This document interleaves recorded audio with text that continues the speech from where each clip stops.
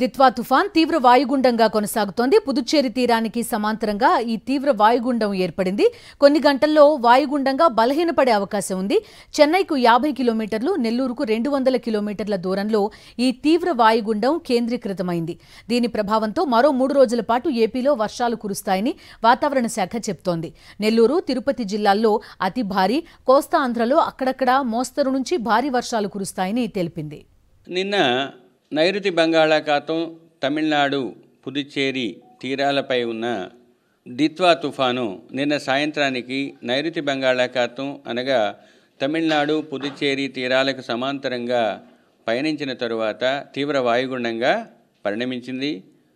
ఇది ప్రస్తుతానికి తీవ్ర వాయుగుండంగానే కొనసాగుతూ నైరుతి బంగాళాఖాతం, దానికి ఆనుకుని ఉన్న పశ్చిమ మధ్య బంగాళాఖాతంలో ఉన్నది. ఇది ప్రస్తుతానికి చెన్నైకు 50 కిలోమీటర్ల తూర్పు ఆగ్నేయ దిశలోను, ఆంధ్రప్రదేశ్లో నెల్లూరుకు 200 కిలోమీటర్ల దక్షిణ ఆగ్నేయ దిశలోను కొనసాగుతుంది. ఈ వ్యవస్థ ప్రస్తుతానికి తన యొక్క కేంద్రం నుండి సముద్ర తీర ప్రాంతానికి రమారమి 40 కిలోమీటర్ల దూరంలో ఉన్నది. రాబోయే కొన్ని గంటలలో అనగా 12 గంటలలో ఈ వ్యవస్థ మెల్లగా ఉత్తర దిశలోనే ప్రయాణించే అవకాశం చాలా ఎక్కువగా ఉంది.